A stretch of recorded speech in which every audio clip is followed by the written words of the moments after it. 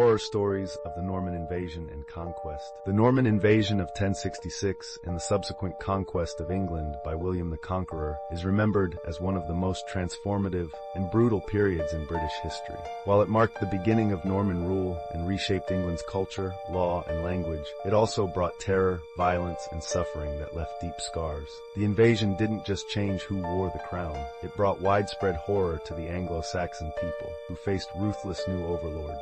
The invasion began with the fateful Battle of Hastings on October 14, 1066. The clash between William's Norman forces and King Harold Godwinson's Anglo-Saxon army was a brutal affair. After hours of battle, the fields were littered with the dead. Harold, struck by an arrow to the eye, according to legend, fell, and the morale of his army collapsed. The Norman victory wasn't just the end of Harold's reign, it was the beginning of devastation for the Anglo-Saxon population. After securing the crown, William first faced significant resistance from the English. Determined to maintain control, William used brutal tactics to suppress dissent. His conquest was marked by campaigns of intimidation, mass killings, and destruction.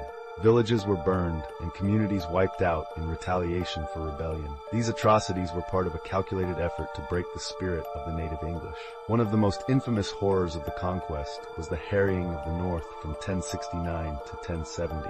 After uprisings in northern England, William crushed the rebellion by obliterating the region. His forces burned crops, slaughtered livestock, and razed villages. The devastation led to mass starvation, and 100,000 people perished.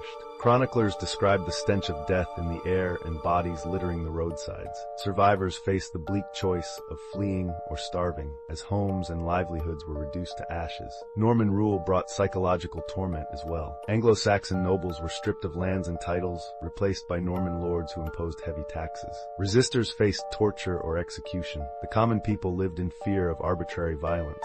The Doomesday Book, commissioned in 1086, recorded in chilling detail how thoroughly the Normans had seized control. Cataloging land and resources for taxation, it underscored the extent of the conquest and the subjugation of the English. The construction of Norman castles symbolized fear and domination. These stone fortresses were tools of oppression.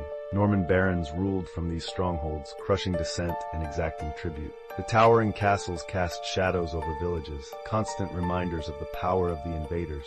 To peasants, they symbolized foreign rule and loss of freedom. The horrors of the invasion extended to cultural annihilation. Anglo-Saxon traditions, language, and governance were eroded. The Normans imposed their French-influenced customs, reshaping society. The old aristocracy was dismantled, and the social order upended. This upheaval left many feeling alien in their own land, unable to recognize the England they once knew. For generations, tales of Norman cruelty passed down through families, blending history with legend. The trauma of the invasion lived on in folklore, with ghostly figures haunting battlefields, and villages destroyed by William's wrath.